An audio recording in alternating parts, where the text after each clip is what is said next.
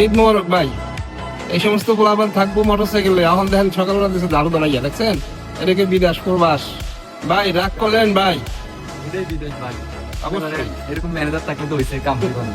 ঈদ নিদ নাই তার দরকার হলে শুধু টাকা। হ্যাঁ, মনে করেন টাকার কাজ। সাপোর্ট না করে, এই খরচ না করে, এই খরচ না করে, এটি ফোন চাললে বিদেশ আইবো। হ্যাঁ, তাইলে বিদেশ কঠিন জিনিস ভাই, যে সহ্য করতে পারবেন সে সবকিছু করতে পারবেন, সহ্য নাই যার, ধৈর্য নাই যার, সেই বিদেশ করতে পারবেন না।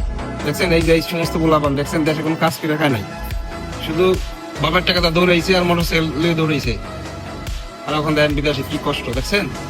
যার উদ্যোগ সকালবেলা কষ্ট দিবে। অবশ্যই। ঈদের দিন মনে করেন এক তো ফ্যামিলি নেই সাথে, মনে করেন সকালে কিছু খানা হয়েছে না, নামাজ পড়ে ডাইরেক্ট ডিউটি। ভাই আর কি করবো, এটাই বলবাস ভাই, এটাই বলবাস। আর এই হলো মনে করেন ভিডিও করি ভাই, খুবই ভালো মানুষ। আমরা বড় ভাই সাথে মতো খেয়াল রাখে, আমাদের দোয়াটাও করে প্রবাসী যাতে ভালো থাকতে পারি। আল্লাহ হাফেজ, বাই বাই, টাটা।